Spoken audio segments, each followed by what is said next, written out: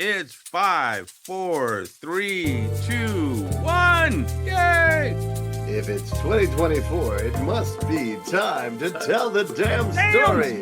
Yeah. Hello, ladies and gentlemen. I'm Chris Ryan, co-host of Tell the Damn Story, the show that discusses the foibles and challenges of being creative types in the written word. And to do that, I've teamed up with the ancient mariner himself, Alex Simmons, creator of Blackjack, writer of so many characters. And here we are in 2024. We're going to listen to Alex introduce some good friends of ours that we've seen a couple of times before, and there's no better way than to get January going than to talk to some friends. And that's what we're going to do today. That's right, Alex? So, when do they show up? Yeah, 5 minutes. We get rid of you. Yeah, but in the meantime, you guys can sit in. Chris, first, my co-host, Mr. Christopher Robinson, Chris Ryan. Yeah, once again, my fault. You know. Yeah, Chris Ryan here. Chris Ryan, who I've known for many years, who's written Genius High and a number of detective stories and short stories and screenplays, and has right now out on the market 5 of 6, count them, 5 of 6 volumes of his Soul Scream anthology, which is an anthology magazine format that he made up all by himself, except that actually he worked with 31, count them, 31, that's not flavors, 31 different authors putting together this fantastic collection of hybrid horror stuff. So if you haven't seen it yet, get on your Amazon ride later and check it out.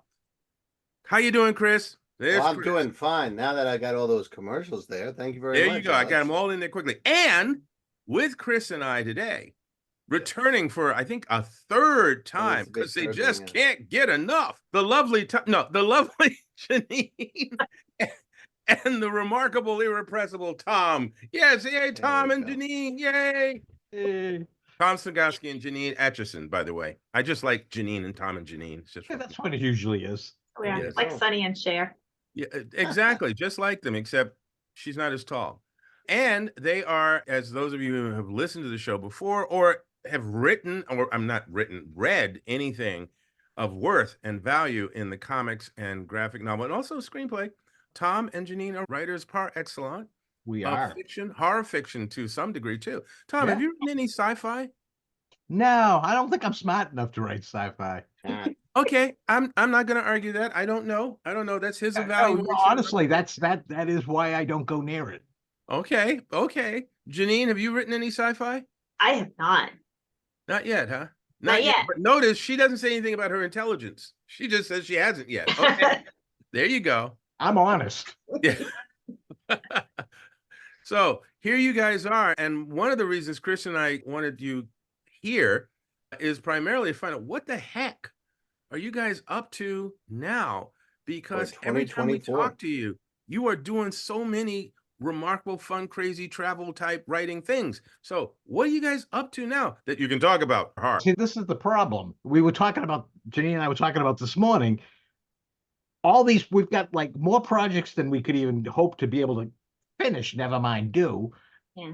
And we can't announce anything yet because they still haven't been announced by the publishers. Yeah.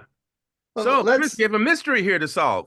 You know what? It's an opportunity. The opportunity is to talk about first the challenges of the NDA, of the non-disclosure agreement, and about working on material that you can't talk about publicly. We've watched actors screw that up left and right in the Marvel Cinematic Universe. Oh, yeah. How do you two handle it? Is it just we remind each other? You're not supposed to talk about that yet. Yeah, I think it's like Fight Club over there. I lean more towards, I can't say anything, so I just don't say anything at all. Do you find that you're hyper aware of it in certain circles? Yeah. I think because I've talked to like family members about projects that we've had in the past or will have in the future, And then I'll talk with Tom and I'll go, I shouldn't have said that, should I? I shouldn't have told them that. He's, no, that's your husband. It's fine. Now we're gonna have to track them down and Now that's the way, Alex, because Jeannine can't talk about this because she signed that agreement, but her husband signed Hey, nothing. let me get So him let's on the get rid phone. of these two and get the husband on. So one of the things is just like really exciting that we just found out about maybe last week? It was last week. Yeah. Does that Okay. make it let's do- harder to keep let's the, do it this the way. mouth Wait, let's closed? do it this way. Animal, vegetable, or mineral? Are we talking a book, or are we talking something where people are up on their feet doing things? This is a novella. Yeah. This is where we're leaving comics for a little while. We're going to head into the novella Ah. Ooh, that's fantastic. with the Now potential. I remember that your very first project together. There's a book Yeah. that we still haven't managed to wrangle because the thing is so unruly. Yes. What do you mean unruly? It's big and it's 500 pages long. It's flabby.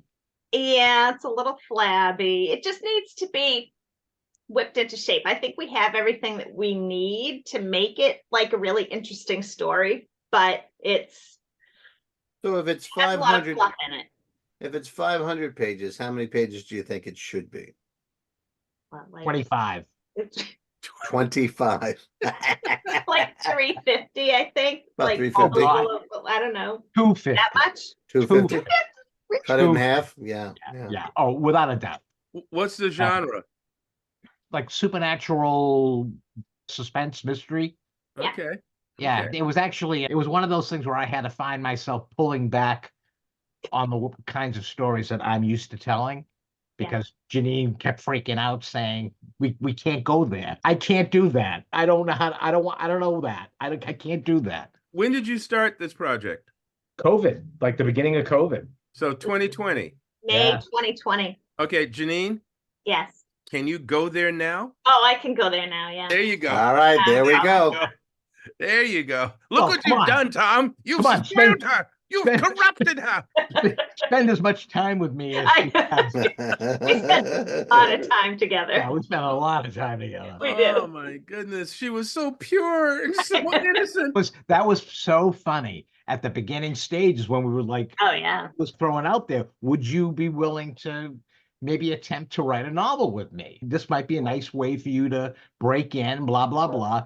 And she like put me through the ringer because she didn't think I would be capable of telling the kind of story that she would feel comfortable in telling.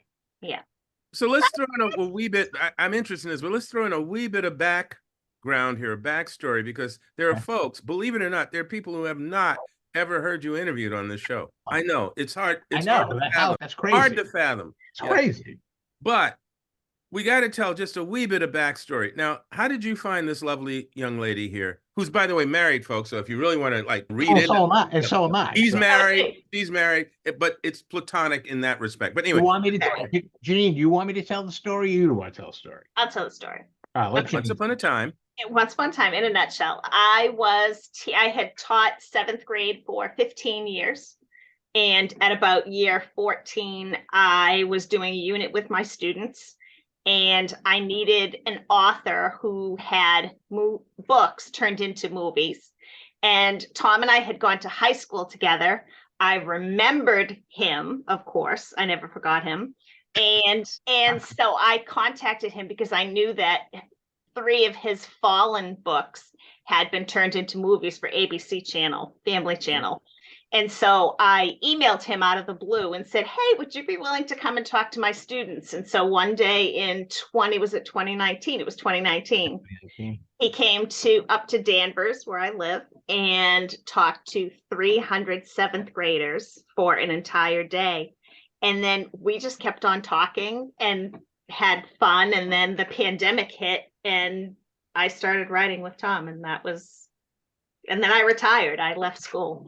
Okay, now Tom, Yes. how did that connection? You just went to talk to her students. As a matter of Yeah. she's been teaching these students for 14 years, the same Yeah. kids. No, you went to talk to the students. You did Yep. your wonderful thing. I did. how did that go from that into writing together? You know what? It's a really interesting thing because That's why I want you to talk about it. she really didn't talk all that much about wanting to write, but there was just something in the things that she did say that made me think, I think she wants to write. And I could almost see even in texting that she knew what she was doing. That there's just even the way her text was presented, there was a certain storytelling component to it that just kind of I could see in hearing her say things about writing here and there and seeing the text. I poked the bear and said, why aren't you doing this? Would you want to give this a try? And that the rest is history. the rest is history, but it's so funny because she kicked and screamed the whole way. I could never do that. I could never do that. Oh, I might have yelled. I'm not good enough. I'm still not good enough. Two things on that. One, Jeannine, we all think we're not good enough. I don't think I'm good Yeah, enough. Good everybody company, I does. Yeah, but now it's 2024, Yep. and you have done a series of projects together. Yeah. And one thing that fascinated me, one of the comments that were made, was that you have that original project that it's 500 pages, and Tom's 250, which is a great challenge, coupled with now you're there, Jeannine. Now you can go there. So it's not to say that it's because you have a lot of projects happening that we can't talk about, but it gives us an opportunity to talk, at least theoretically, about two things. First, I'd like to talk to Tom and hear what Jeannine has to say about, okay, how do you take a 500 pager and knock it down to 250? What great potential information for our audience. Oh, what do you do? Take out all the vowels. Thank you. And we're done. I hope you That's loved it. this episode. All the words that begin with K. Gone. There we go. Next question. Some young writer just lost power and is down there cutting the vowels out of his first story. Gonna perplex the editor. All right, Tom. The thing is, I've written over 40 novels. So approaching this one the way I approached it, because I couldn't write this book the way I write my own stuff. Right. This is with a partner, somebody who's still like learning the chops of writing this way.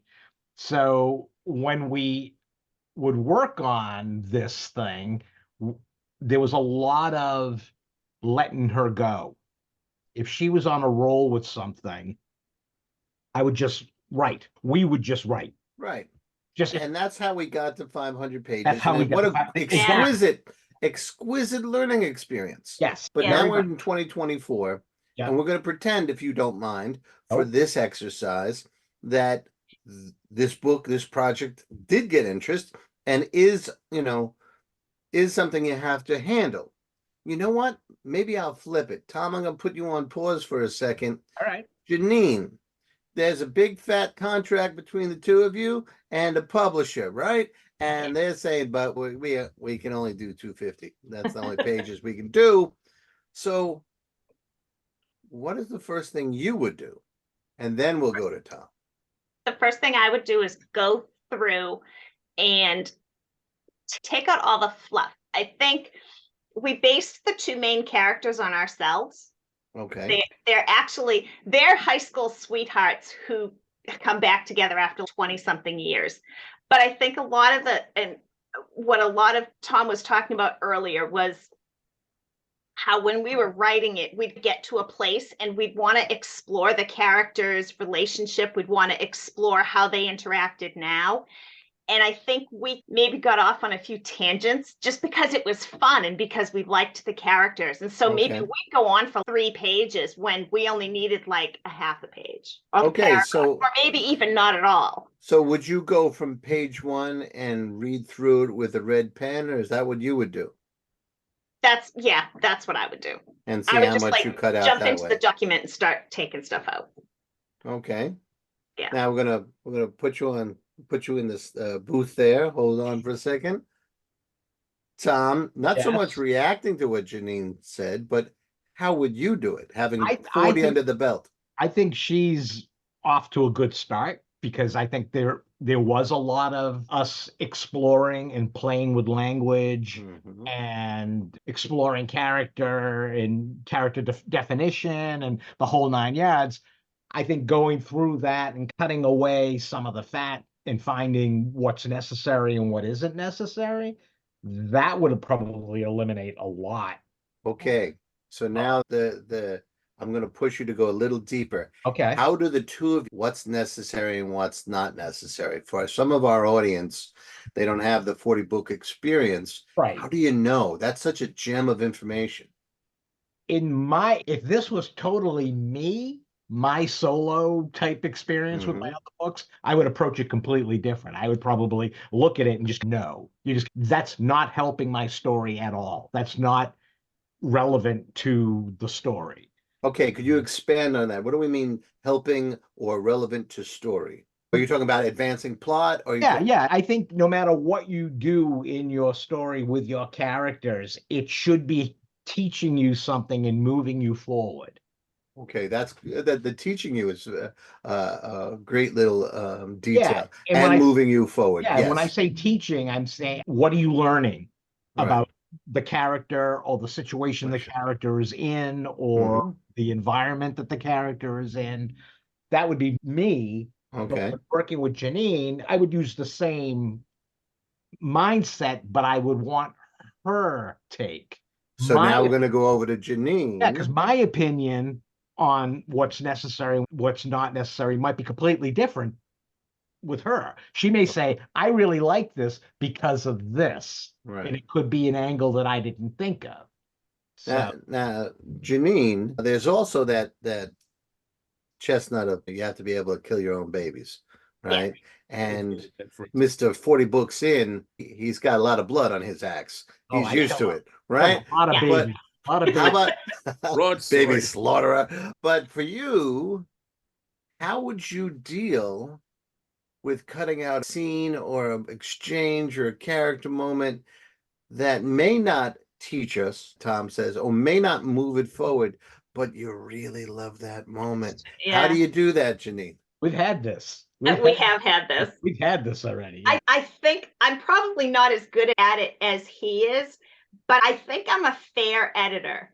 And I think that I work really hard not to be precious about things. And if I wrote something that I really liked, or if he wrote something that I really liked, I feel like if it doesn't serve the purpose of the story, then it does have to go. But there's it because it existed, it's still a beautiful thing if I like Right. it. And maybe the same idea gets used in something else.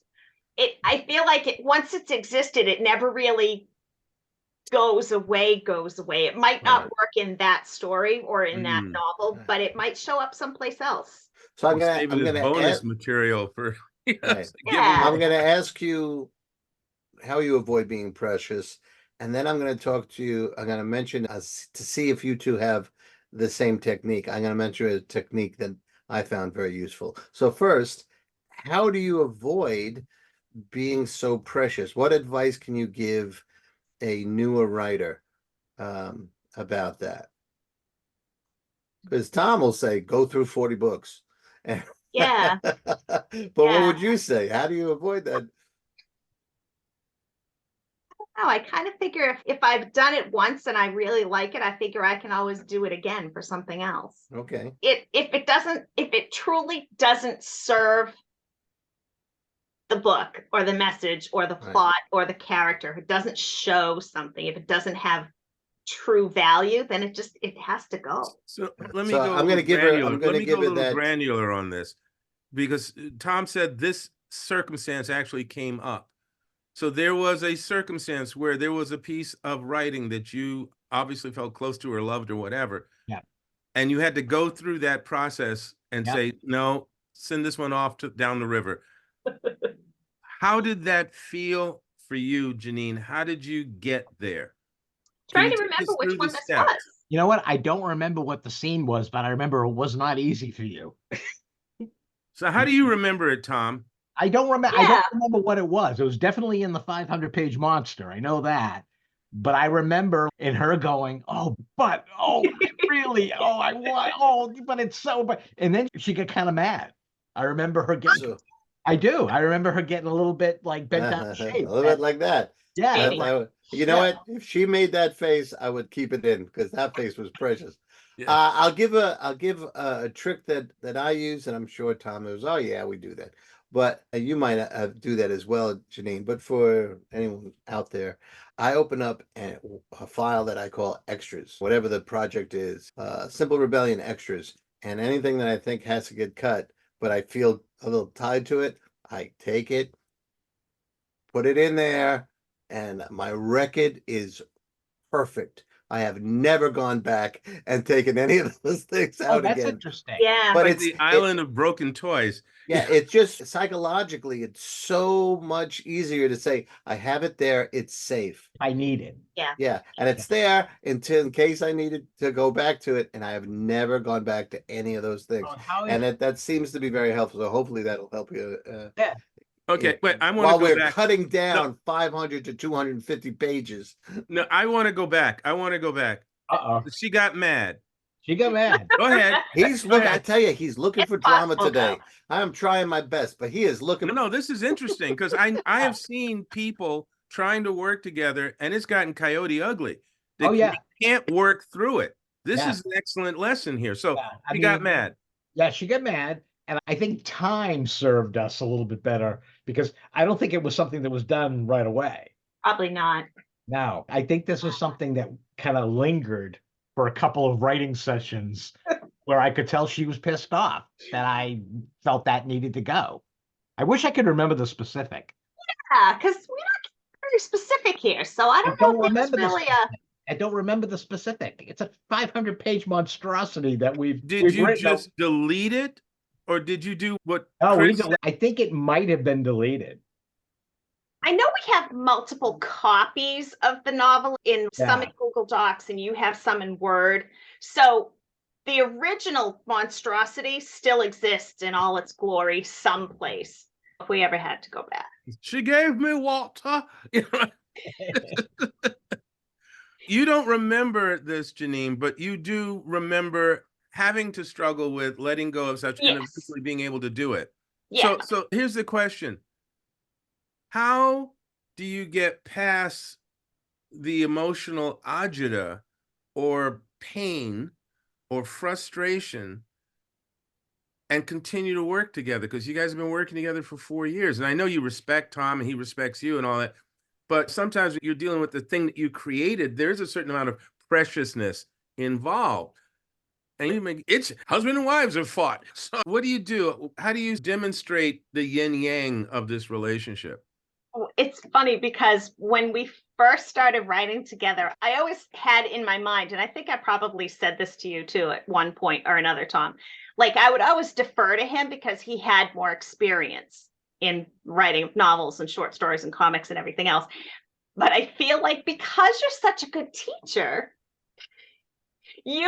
he's really instilled the confidence in me to, if I feel something, to stick to my guns and argue about it. And sometimes I win and sometimes he wins, but we always have a discussion about things and we always decide together what's best for the book.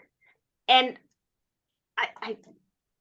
he has 40 years of experience. And so most of the time, I would say probably like 95% of the time, I would defer to him. And if he thinks that something ought to be a certain way, then I really can't argue with that. You recognize his experience and expertise, and he also recognizes, Tom, that she is a fellow creative. Oh, yeah. And has a right to what? Yeah, completely. Yeah. I have never used that as my club and said, step back, you don't know what you're talking about. I got 40 years experience, back off.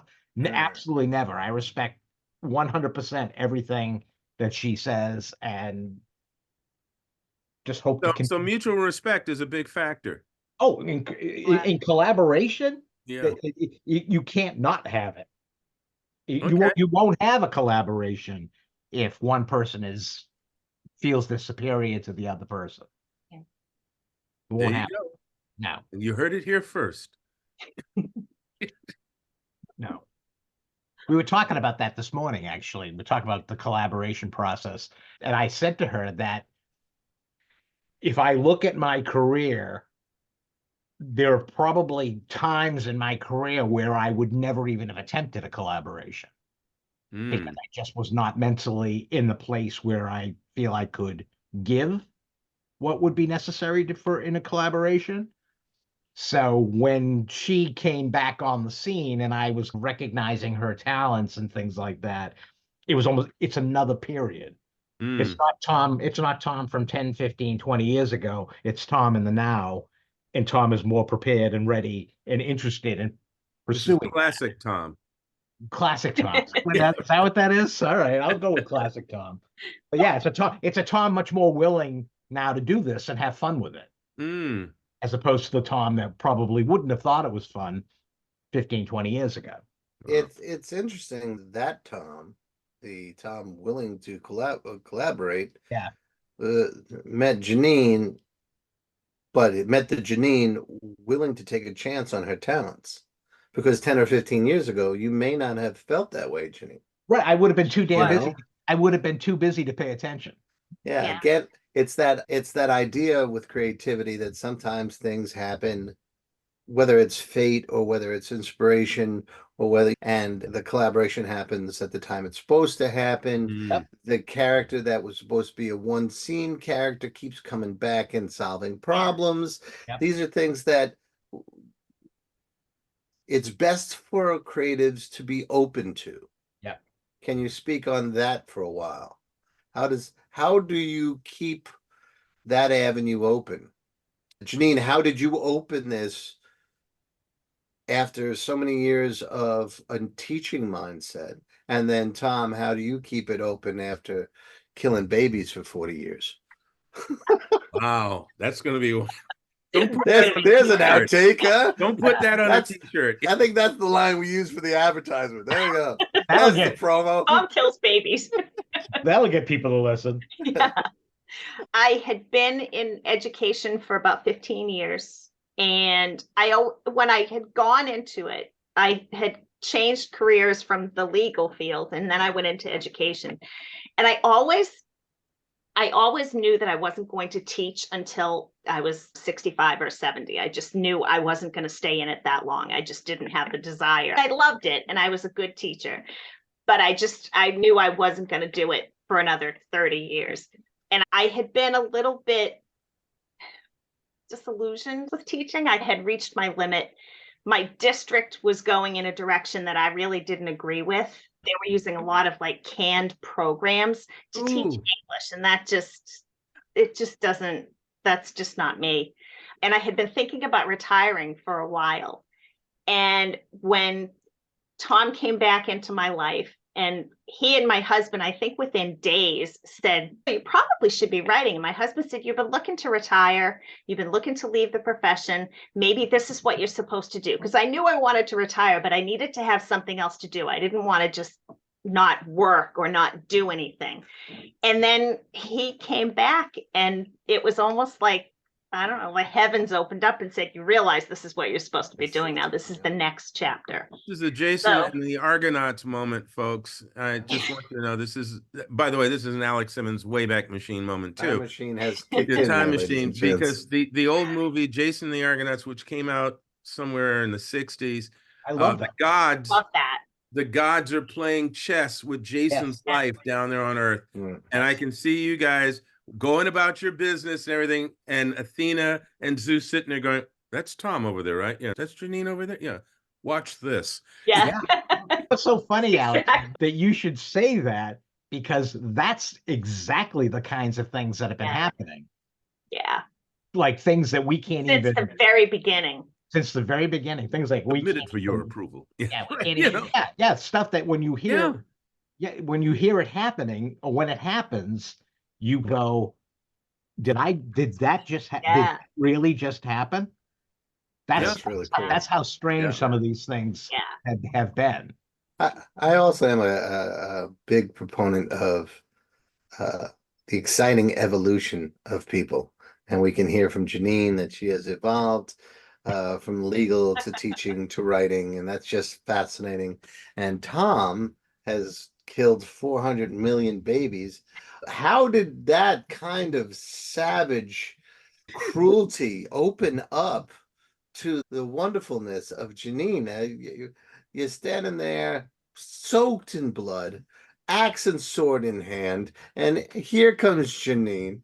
How did that happen? That you said, yes, I will let her save my soul. No, Well, all right. As funny as you're portraying that, I was at a point, I'd had a very long, good career, but I was at a point where I was almost like blasé about it. I've lost the spark.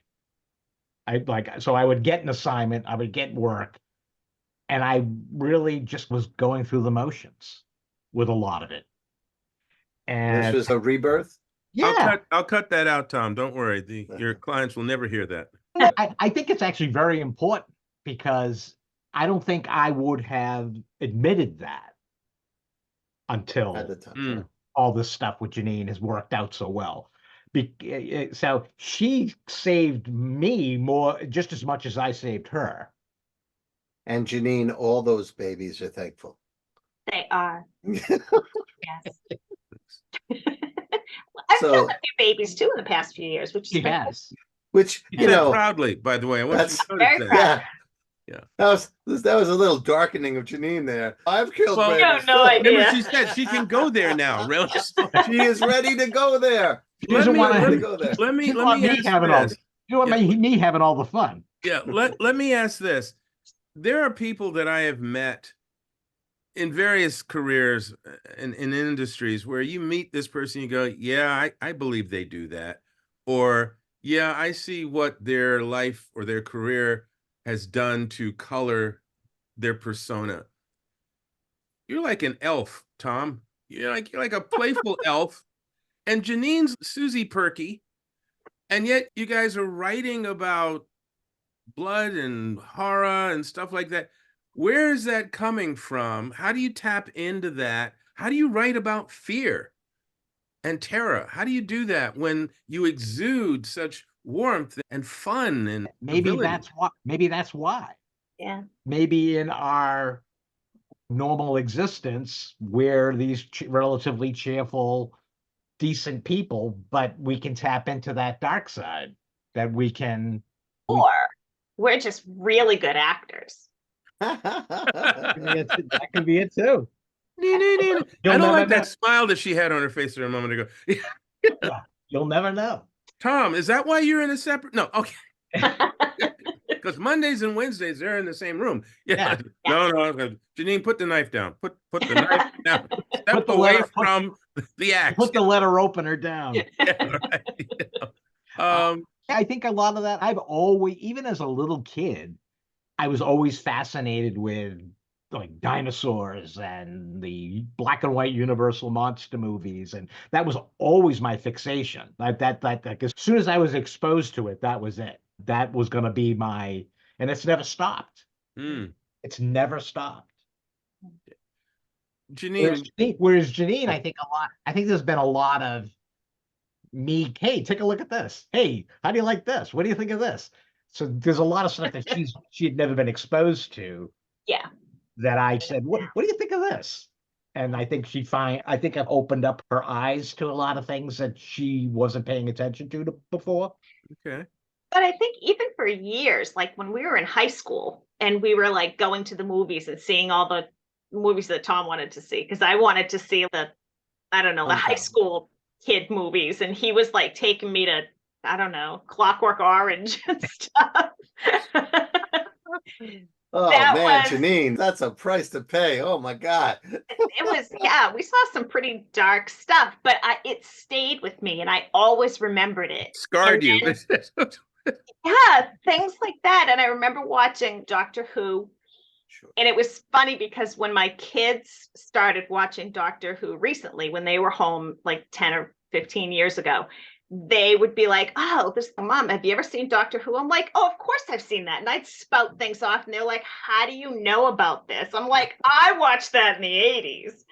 And it was all Tom. So I've always like had it in me. I've always carried it with me. But I think being like a mom just tucked it away because, you know.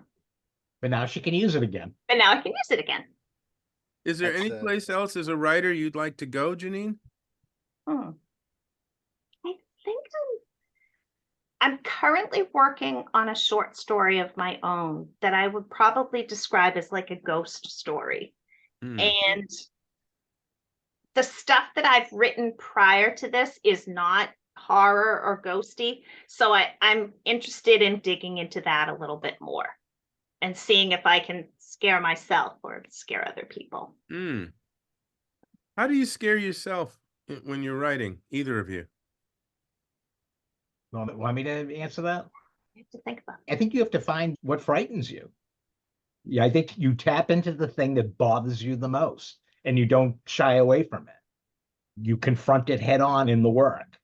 You almost like, it's almost as if you confront what you fear or what moves you in a more negative manner, and you step back from it. And then it's almost like you're writing to scare another person.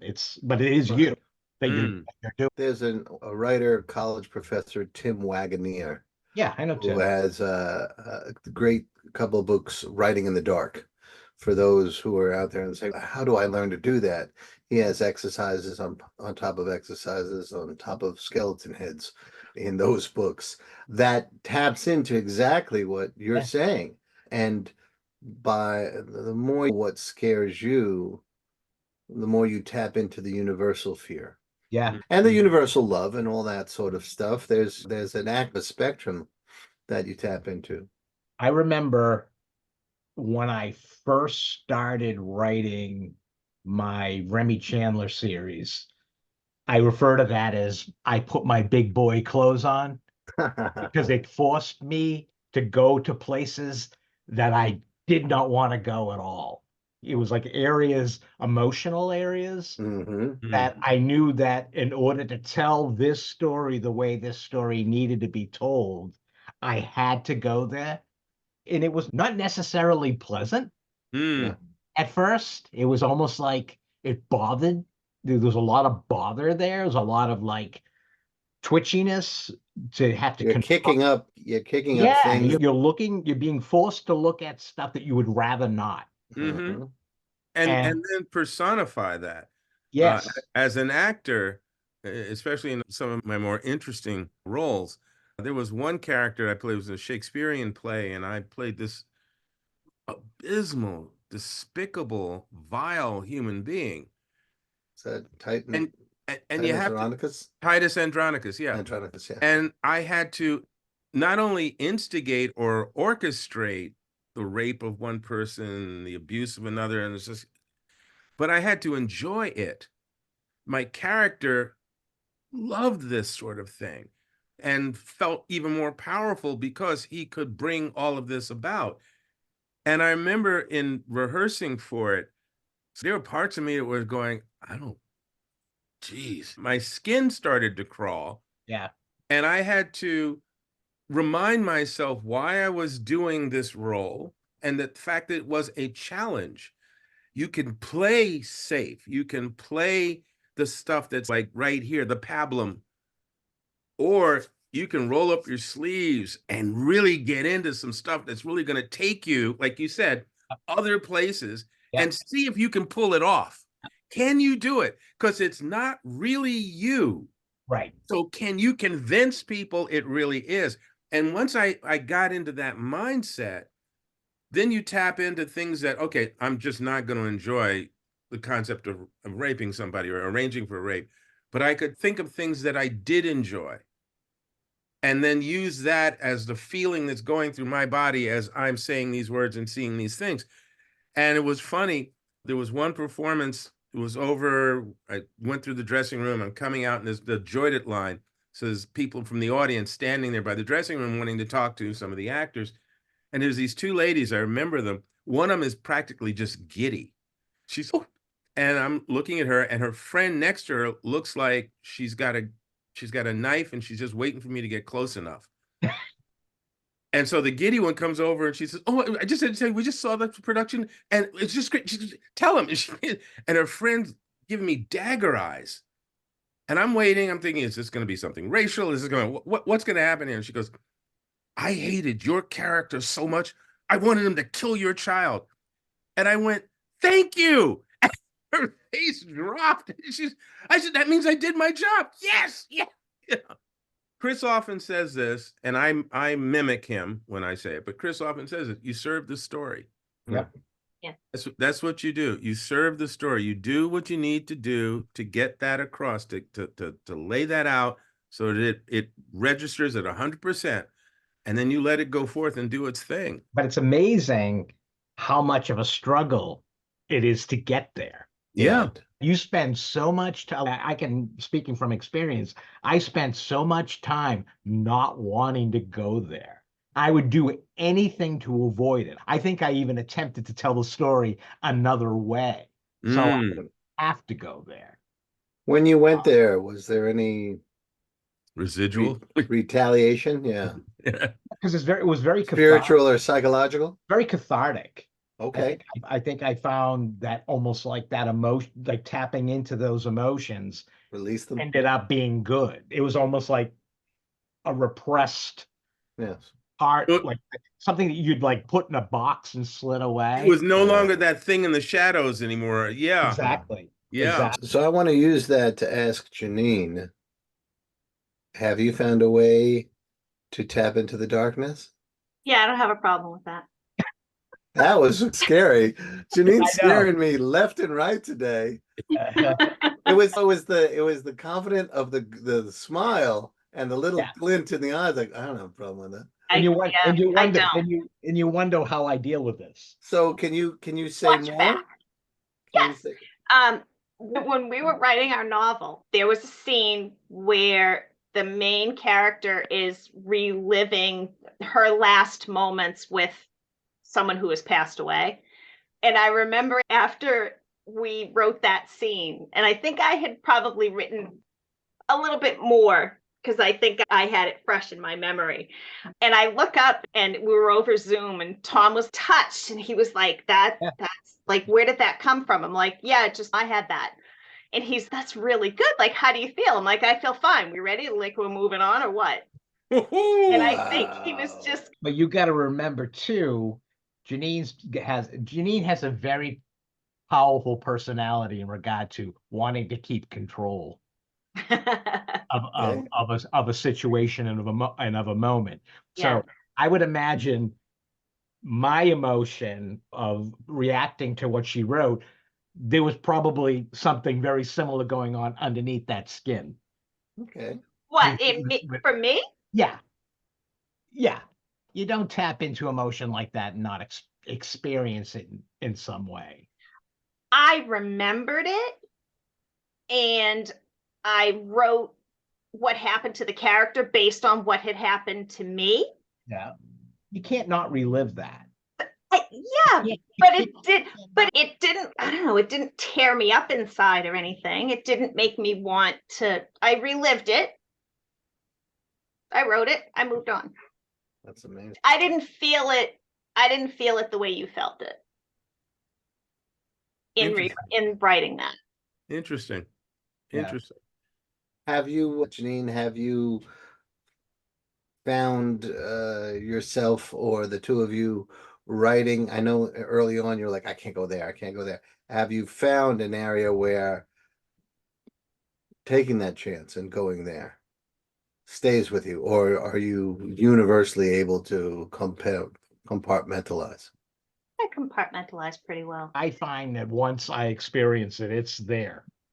It's always going to be there. It always reminds me, because you're always in storytelling, you're always going to need that emotional punch somewhere in your story. So I find that it's pretty much on the surface now. It may not have been 15 years ago, but I find that that emotional stuff is very easy for me to tap into now. I think some of us are sort of feng shui about these sort of things, and the rest of us are the old curio shops. There are clock pieces and things all over. Yeah. Little memories and remnants and moments that are everywhere, that if we see it or touch it, we're there. It conjures up. And not to make this a long thing, but I feel the same way about some of the things that Tom does.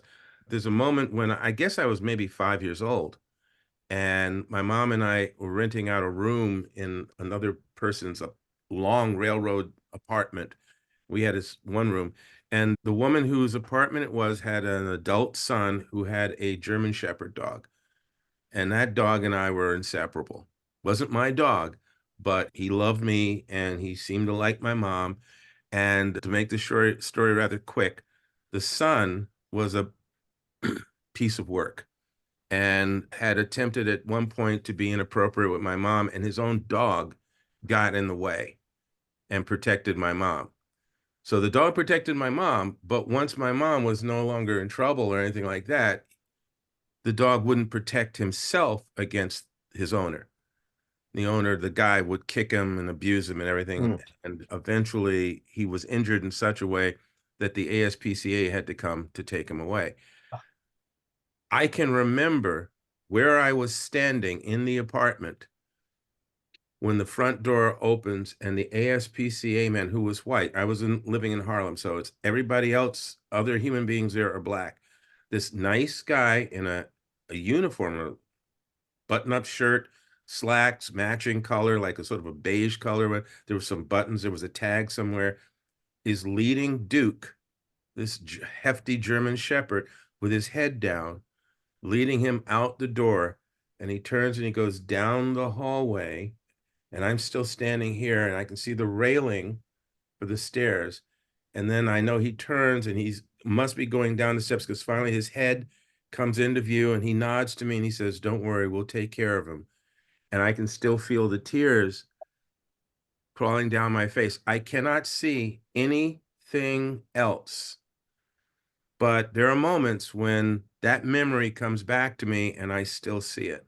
Yep. And I can still feel, even as I'm telling it now, I still feel it. And I feel it primarily because that dog protected me and my mom, but wouldn't protect himself. Yeah. That's a sacrifice. Yeah. And so sometimes when I'm writing a story and a moment, not even necessarily with a dog or anything, but a moment where those emotions are called for, that's one of the places I go. That's one of the batteries I draw from. Yeah. It's that feeling. Yeah. That's exactly what it is. Drawing from a battery. That's exactly what it is. It's just interesting. And again, it goes to show that we as artists, as in this case, writers, we're still individuals and we all have our own methodology, techniques, habits, whatever, that helps us get the job done. Yep. Yeah.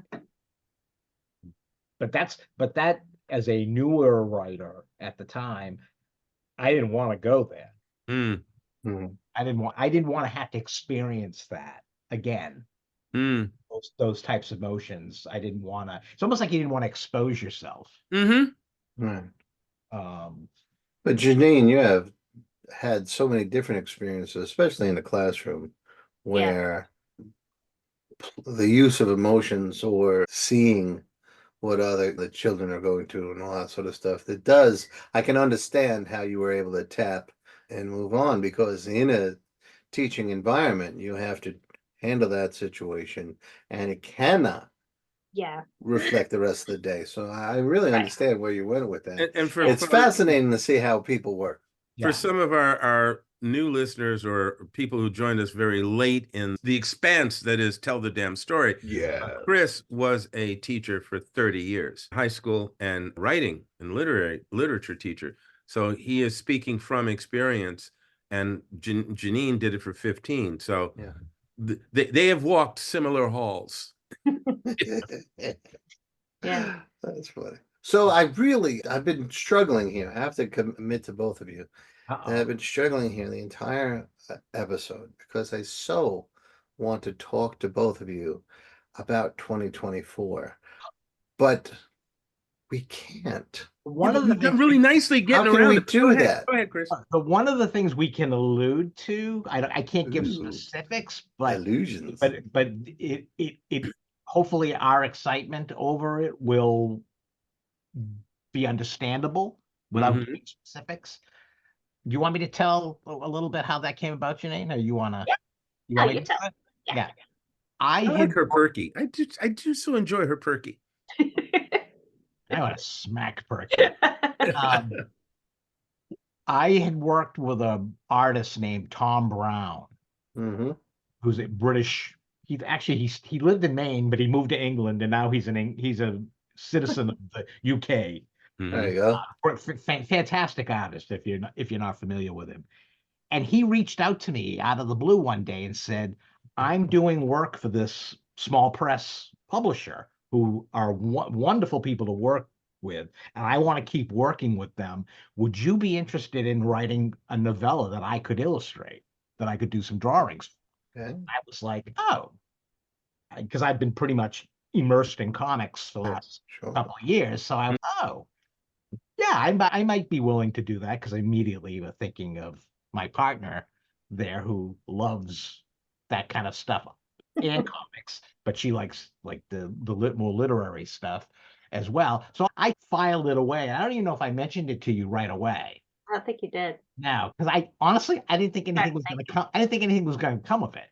Yeah, it was just a question. Yeah. Yeah, it was a Yeah. hypothetical. Yeah. So, but I was definitely mulling it over inside my brain. And he reached out again a couple of months later and said, "Hey, how about that thing I mentioned to you? Do you want to do it?" So I was put on the spot where I was, yeah, I think I might like to take a crack at something like that. But then he was like, "Could you get it to us at around before Christmas?" Oh, jeez. And this was like what, November? It was in November. Yeah. It's like in November. So I was then, okay, if I'm or we're gonna do this, I have to mention it to her first to see if she wants to take a crack at that with me. And so I did. I tossed it her way, and she, of course, in her typical fashion, yes, she says yes to anything that I did. Perky. Yeah, so perky. the crazier the thing I throw her way, the more, oh yeah, Better. all right, I'll give that a shot. What the hell? So we told him yes, and we actually came up with a really cool story, wrote out a really detailed pitch and proposal, and had it to him to hand to the publisher by Christmas. Yeah. Oh, so you didn't have to develop the project before Christmas. You just had to get a proposal in before We Christmas. just had, yeah, because Oh, it would have been impossible to yeah, because I'm thinking, how's he going to draw all that? And it's only a Right. matter of a couple of weeks. Yeah, okay. And that went well. You got the contract. basically the guy was ecstatic to hear that we would be interested in working, because he's a little guy, but he's a little guy getting a lot of buzz, A right? lot of press lately. A lot of press. Yeah. And after having met him through a Zoom, he's a wonderful guy. We immediately got along really well with him. So he was ecstatic to have us come aboard to Fantastic. Fantastic. So he's going We to have And doing which character Tom's now? envelope. Yeah. It's a brand new character. We're creating Yeah. a brand new Oh, character. fantastic. Superhero, supernatural, detective, what? Supernatural. Kind of a supernatural, kind of a I don't know. I wouldn't call it a detective. No. She's not a detective. She. We have agenda, ladies and gents. She's a very tormented character. She's somebody who's gone through a lot of bad stuff for a very long time, Ooh. learning to live with that, paying the price for something that she did hundreds of thousands of years ago. I'll give you that Wow. much. That's interesting. Still paying the price now for it. Like Redemption is a attempting to make amends for yeah. a very bad thing that she did a long time ago. I really don't know that she should take responsibility for the comets and the dinosaurs being killed. I really think that's just a matter of environment. Honestly, that would be actually a good bit. That'd be a good day of the upgrade. Yeah. That would be a good bit. Yeah. So this is one of several things that you said are coming your way in 2024.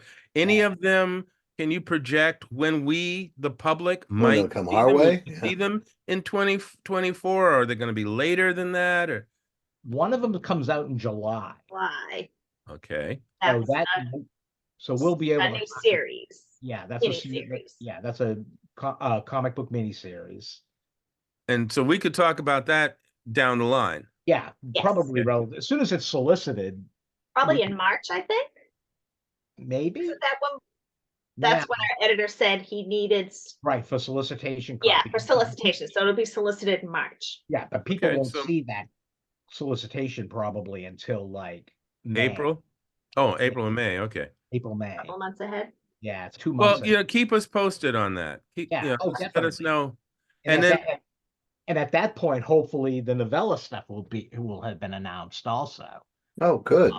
So we'll be able to talk about that more, because that's going to be a very interesting experience, because our prose writing was done on our own schedule. This one is going to have a deadline. Mm, So this will be very interesting to see how we can't have a big flabby mess with this one, We won't. because we have to. no, stay on the I'll treadmill. tell you what, Jeannine's got a game face on. Oh yeah, she's ready for this. Yeah, I think I'm ready for this one. Yeah, I think it's good. You guys have spent 3-4 years developing your collaborative Yep. routine, your style, your respect for one another. I'm now running down the list of things we've covered. You've had some experiences together, and you've shared a lot of that with us. And by the way, we are running out of time. So I just want to say all of that does make it sound like, yeah, you're definitely ready for whatever Yep. in 2024, Batman and Robin. Yeah, You're that's Batman. You're Batman. You just, yeah, you You're just see- definitely yeah, Batman. I saw that. she's Batman. Yeah, Like that to very see you in Batman green like. tights, Yeah, Tom. I went there, and I'm fine. That's a Batman. Yeah, all right, whatever. Yeah. So again, I never plan. We're going to talk about with the both of you since after the first time, and I am always so grateful and so fascinated by what you are willing to engage in and where you're willing to go. So that really is, I think, helpful for the audiences. But I just love it. So thank you very much. Oh, Yeah. Hopefully we'll be back soon. Oh, There is you no- will. There is no hopefully. There is no Yeah. hopefully. Sitting This in is one front of of our Johnny more tonight popular is Tom and features, I Jeannine. think. Yeah. No, you guys are always welcome back for sure. And by the way, we tend to invite you, call them and we write and we say, hey, guy, would you like to? But you can also absolutely, if you got something you want to talk about, let us know. It's time to come. Yeah. Okay. And, And everybody we'll out there can help by smashing the and subscribe button. I'm Let sorry, us smash the know. what? And subscribe, my Yeah, brother. that's right. Subscribe that bad There boy. you go. That's Yeah. right. So again, Tom, Jeannine, thank you so much. So much fun and so much wisdom shared. Yes. Thank you so much. Okay, I'm glad Appreciate you it. have wisdom.